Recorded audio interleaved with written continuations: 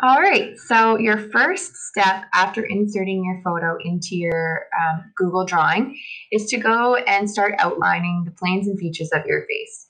So first you're going to go to your toolbar up here, second row down, and you're going to click on the line tool. If you click that little arrow next to the line and choose curve, that's the tool that we're going to use.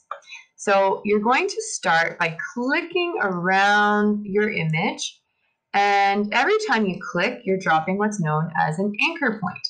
The anchor point is defining the shape of your line. So I am clicking and outlining my head here. I would advise you to start with the bigger shapes first and then go into the smaller shapes progressively, okay?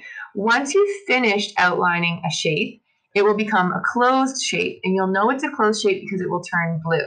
So you see my face just turned blue. To change that so that I can see the other features of my face, I'm going to go up to the paint bucket tool and change it to transparent. Now, sometimes you'll be clicking along, and if you're using your trackpad especially, you might click too close to one anchor point and you'll drop a line.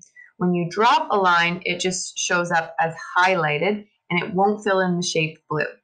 When that happens, you need to start over by deleting and going again, and try not to click as close to your last point. So keep moving your mouse. If you click too close to a previous click or anchor point, your shape will often drop off into a line. To avoid doing this, it's best to have a nice high quality image, and it's good to zoom in on smaller areas. To zoom in on a Chromebook, you can do Control-Alt+ on your keyboard, or you can use the magnifying glass or the zoom tool to zoom in.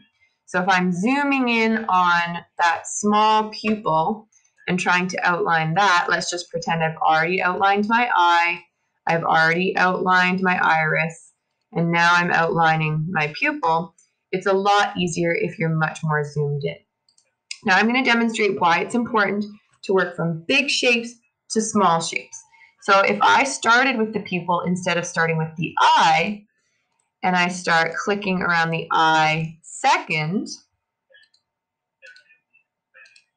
that shape will now be in front of the pupil, which doesn't seem like a big deal when we make it transparent, but when we go to fill in the colors, let's pretend this is the white of my eye, you will no longer be able to see the pupil unless you go back with the arrow tool and change the order. Sometimes that can make things very, very difficult. So again, it is much easier for you when you move on to the next step, which is filling in the shapes, if you work from big lines to small lines or big shapes to small shapes.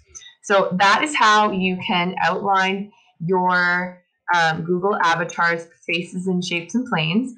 I want you also to think not just about features, but about form. So wherever you are three-dimensional, wherever pieces are coming forward. So my cheekbone here is coming forward more than my jawline. So I'm going to outline that, and then I can also see a little bit of a highlight here on my skin.